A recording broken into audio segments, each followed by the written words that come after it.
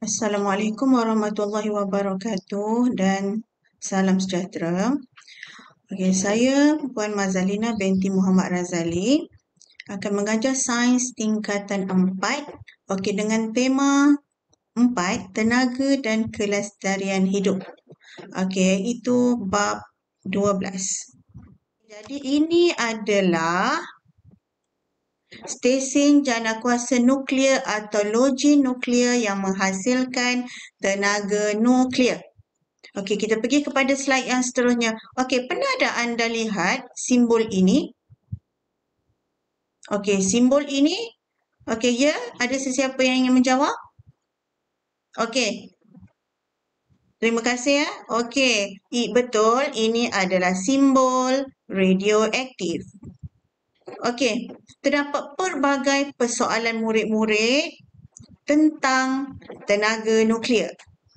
Okey, jadi cikgu kumpulkan persoalannya di sini.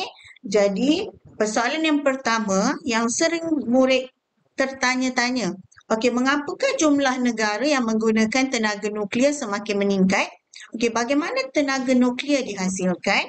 Adakah tenaga nuklear selamat digunakan? Dan bolehkah stesen janakuasa nuklear dibina di Malaysia?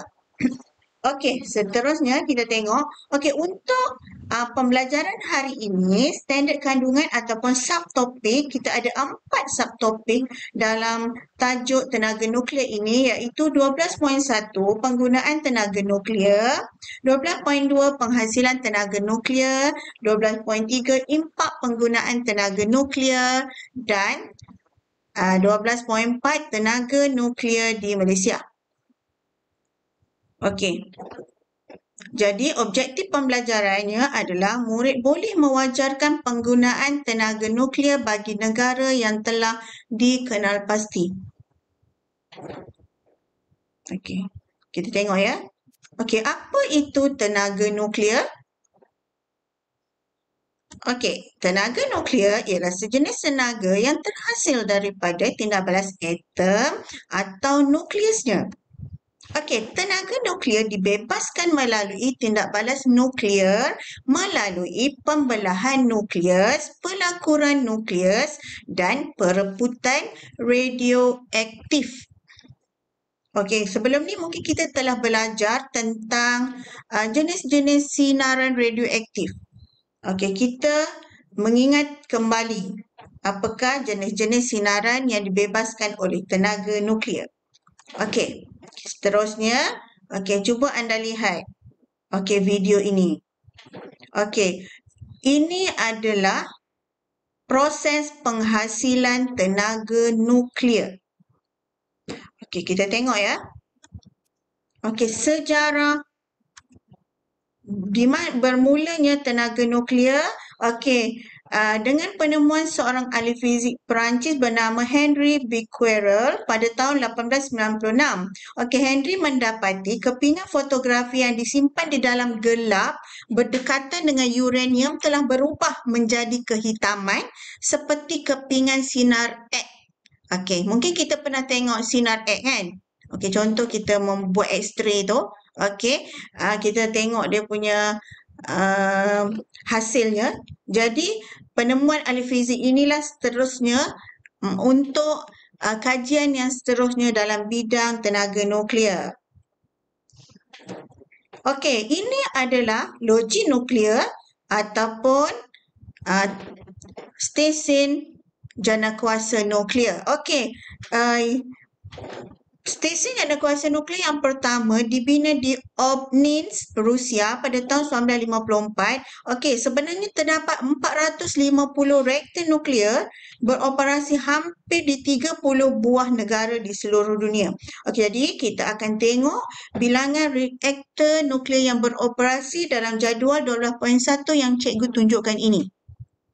Okey, jadi murid-murid boleh merujuk kepada buku teks sains tingkatan 4.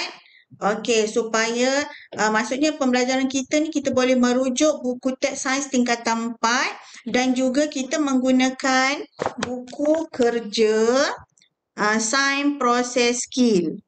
Okey, jadi kita tengok terdapat 30 negara. Yang negara yang paling banyak mempunyai reaktor nuklear adalah Amerika Syarikat, diikuti Perancis, Jepun, China, Rusia, Korea Selatan. Okey, selalu kita dengar kan? Okey, negara-negara ni. Negara ini adalah negara kuasa besar di dunia. Okey, jadi semua orang takut sebab negara ini mempunyai sistem pertahanan dia. Okey, reaktor nuklear ni dapat menunjukkan bahawa negara itu kuat. Okey, jadi dan ada juga negara seterusnya diikuti oleh beberapa negara yang lain, termasuk Sweden, Spanyol, Switzerland, Pakistan, okey, Brazil, Slovenia, Netherlands, Armenia dan Iran. Okey, jadi ini adalah daripada sumber internet, iaitu sumber https://www.tiska. Okey, kita pergi seterusnya. Okey, galeri sains. Okey, makmal nasional Argonne, makmal nasional ini adalah merupakan makmal yang khusus untuk pembangunan dalam bidang fizik nuklear. Okey, makmal ini dibina di pinggir bandar Chicago, Amerika Syarikat. Okey, makmal ini beroperasi pada tahun 1940-an. Okey, dah lama dah ni. Okey, jadi memberikan banyak sumbangan dalam bidang fizik nuklear. Okey, hampir semua reaktor nuklear yang dibina pada hari ini adalah hasil kajian yang mendalam yang dijalankan di makmal ini. Okey, ini sekadar galeri ataupun pengetahuan saja ya. Okey, jadi sebenarnya apabila kita bercerita tentang tenaga nuklear, kita mesti membayangkan tentang kemusnahan. Okey, kesan-kesan. Okey, kita takut kan dengar tenaga nuklear. Okey, memang betul. Okey, sebab tengok pada slide yang cikgu tunjukkan ini, anak panah yang berwarna merah tu, itu adalah kesan daripada letupan bom atom. Okey, tengok kesan kepada manusia tu, mati, kulit dia habis terbakar. Okey, ini adalah cikgu dapat gambar ini adalah daripada sumber Muzium Perang di ataupun Bank Kerapu di Kelantan yang cikgu lawati sebelum ini. Okey. Daripada apa yang kita ceritakan tentang keburukan tenaga nuklear, sebenarnya tenaga nuklear mempunyai banyak juga kebaikan. Okey, yang pertama, tenaga nuklear ialah tenaga alternatif yang boleh menjanakan tenaga elektrik bagi menggantikan atau mengurangkan penggunaan petroleum atau arang batu. Okey, tenaga yang dihasilkan dia lebih besar dan efisien berbanding dengan sumber tenaga lain.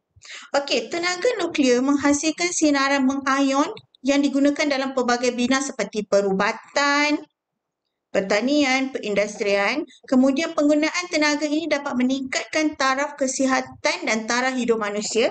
Okey, seterusnya tenaga nuklear di antara kebaikannya membebaskan jumlah gas rumah hijau yang sedikit berbanding dengan sumber tenaga yang lain.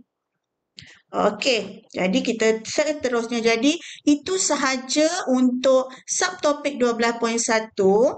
Jadi cikgu akan minta kamu menyalin latihan dalam buku teks muka surat 257 ya. Okey. Jadi tenangkan fikiran dan relax sekejap ya. Okey.